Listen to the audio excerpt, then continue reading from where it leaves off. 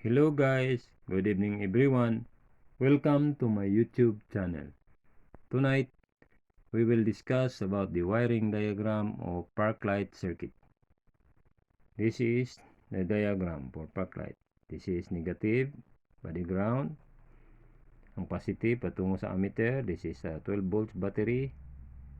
Ang negative patungo sa ignition switch. Terminal B, ang ST sa starting system. Ang ING ignition, then connect sa accessories sa fuse box connect sa headlight switch B, tapos yung headlight switch apat na terminal B, P, park, tail light and headlight. Dito tayong connect sa park light guys.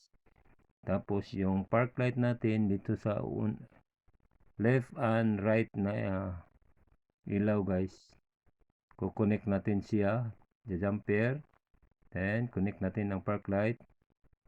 Kasi yung isang kabila na terminal guys sa ilaw, ito yung sa hazard at sa signal light.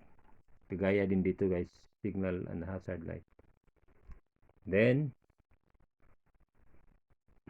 pag i-on natin to guys, umilaw itong park light. Sa unang half switch lang guys, umilaw yung park light at saka tail light. Tapos i-pull out nimo kasama ng headlight. Umilaw ng headlight, tail light and park light. Tapos another wiring diagram of stoplight circuit. This is our backup light, backlight natin guys. Is signal light and hazard light. This is stop light and tail light. This is backlight or reverse light. Then ito backlight, then stop light and tail light, then signal light and hazard light. This is our battery. Negative 12 volts, positive patungo sa positive sa ammeter. Ang ammeter negative patungo sa ignition switch battery. Then ST sa starting, then ING sa ignition, then accessories sa fuse box. Then i-connect natin dito sa ang fuse box out natin. I-connect natin sa master cylinder switch sa stop or brake switch natin, contact. So guys, dalawa yung terminal. Ang isa patungo sa ilaw dito guys, sa stop. Then ito yung master cylinder. This one is a brake pedal. Pag-apak niya guys, pag-apak sa pedal, magkukontak to guys. Tapos ito umilaw to dahil may contact siya. Pag bitaw naman sa brake pedal guys, disconnect to siya, walang contact guys, kaya hindi to umilaw.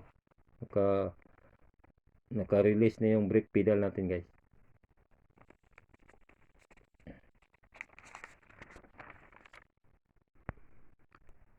Bible verse of the day, Isaiah chapter 7 verse 14.